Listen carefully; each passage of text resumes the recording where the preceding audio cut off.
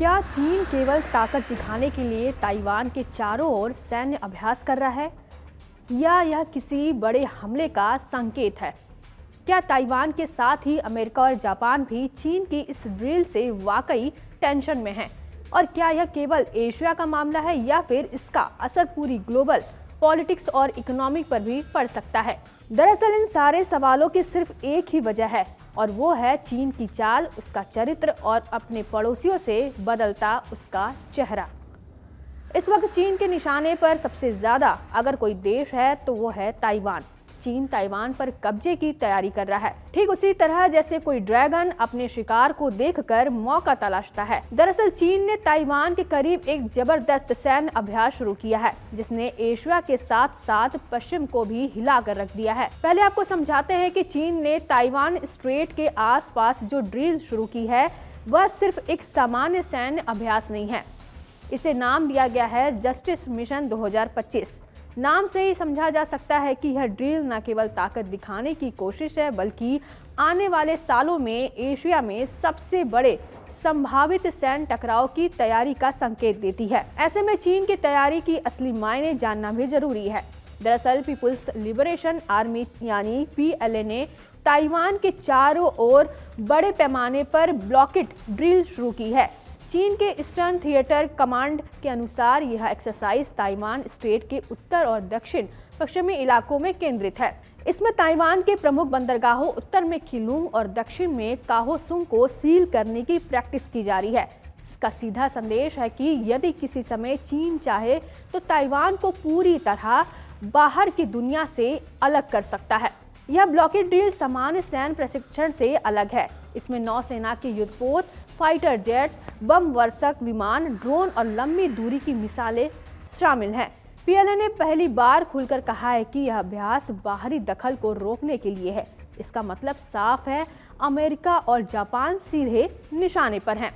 अब सवाल उठता है कि क्या आखिर चीन ये ड्रिल क्यों कर रहा है? सबसे पहले कारण है ताइवान को लेकर चीन का क्षेत्रीय दावा। बीजिंग ताइवान को अपना हिस्सा मानता है और किसी भी तरह की स्वतंत्रता या अंतर्राष्ट्रीय समर्थन को बर्दाश्त नहीं करना चाहता। दूसरे कारण के रूप में अमेरिका द्वारा ताइवान को हथियार देने को देखा जा सकता है। हाल ही में राष्ट्रपति डोनाल्ड ट्रंप ने ताइवान को 11.1 अरब डॉलर का हथियार पैकेज मंजूर किया। इसमें HIMARS के rocket system, anti tank missile और ड्रोन शामिल है। चीन इसे सीधे ताइवान इंडिपेंडेंस को बढ़ावा देने वाला कदम मान रहा है। तीसरा कारण जापान है। जापानी प्रधानमंत्री सानाए ताकाइची ने कहा कि ताइवान पर हमला जापान के लिए जीवन मरण का संकट होगा। उन्होंने यह भी कहा कि इस स्थिति में जापान अमेरिका के साथ हस्तक्षेप कर सकता है। अब जानते हैं कि चीन की इस मॉक ड्रिल को लेकर अमेरिका और जापान किस वजह से टेंशन में है। दरअसल चीन की यह ड्रिल अब केवल ब्लॉकेट का अभ्यास नहीं बल्कि कम वार्निंग टाइम वाले हमले की प्रैक्टिस जैसी दिखती है। यदि वास्तविक ब्लॉकेट होता है तो अमेरिका और जापान के पास निर्णय लेने के लिए बहुत कम समय होगा। चीन दिखा रहा है कि वह बिना औपचारिक युद्ध की घोषणा के भी ताइवान को पंगु कर सकता है। यह सीधे अमेरिका के इंडो पैसिफिक सुरक्षा ढांचे के लिए चुनौती है। ताइवान पर इसका सबसे बड़ा असर उसकी सप्लाई लाइन पर पड़ेगा। तेल, गैस, भोजन और सबसे महत्वपूर्ण सेमीकंडक्टर एक्सपोर्ट तुरंत बाधित हो सकता है। वैश्विक टेक इंडस्ट्री में अनिश्चितता और डर बढ़ सकता है। ब्लॉकेट का एक उद्देश्य मनोवैज्ञानिक दबाव भी है, ताइवान को बिना गोली चलाए मानसिक रूप से नियंत्रित करना। इस ड्रिल का असर केवल ताइवान तक सीमित नहीं रहेगा, पूरा एशिया प्रशांत क्षेत्र इससे प्रभावित हो सकता है। दक्षिण चीन सागर और पूर्वी एशिया में सैन्य तनाव बढ़ सकता है। जापान, फिलीपींस और ऑस्ट्रेलिया जैसे देश अपने डिफेंस बजट और तैयारियों को तेज करेंगे। एशियन देशों के लिए तटस्थ रहना मुश्किल हो जाएगा क्योंकि उन्हें चीन और अमेरिका दोनों के बीच संतुलन बनाए रखना होगा।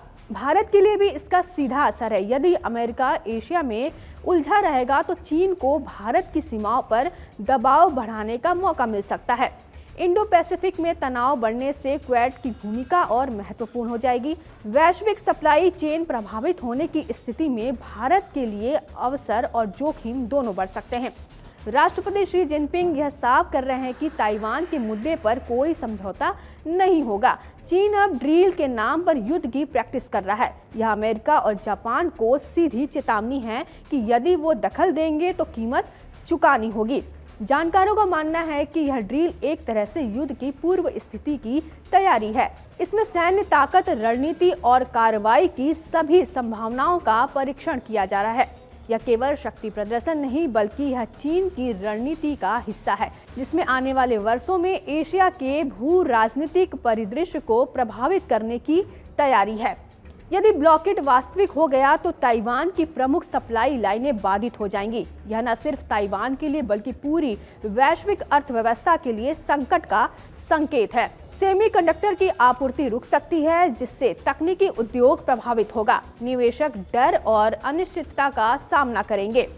सैन्य और आर्थिक दबाव के अलावा मनोवैज्ञानिक दबाव भी चीन का उद्देश्य है। बिना गोली चलाए ही ताइवान को मानसिक रूप से नियंत्रित करने की कोशिश की जा रही है। इस रणनीति का मकसद है ताइवान राजनीतिक और सामरिक रूप से कमजोर महसूस करे। जानकारों का मानना है कि यदि चीन और अमेरिका जापान के बीच यह टकराव बढ़ा तो एशिया प्रशांत क्षेत्र में स्थायी तनाव की स्थिति बन सकती है। भारत, जापान, ऑस्ट्रेलिया और एशियन देश अपनी रणनीतियों को बदलेंगे।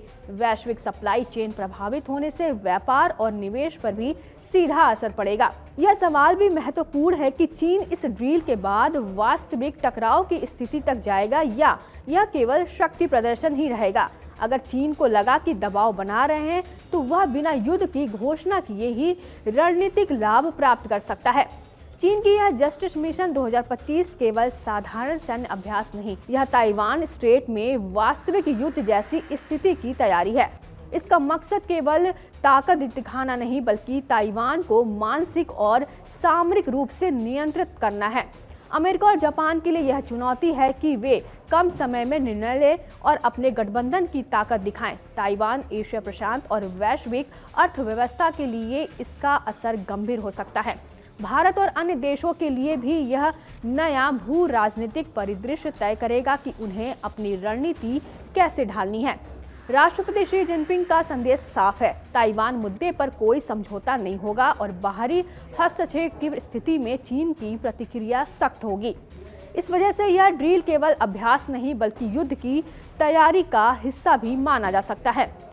आखिर सवाल यह है कि क्या यह केवल शक्ति प्रदर्शन या एशिया जल्द ही एक बड़े भू राजनीतिक भूचाल की ओर बढ़ रहा है।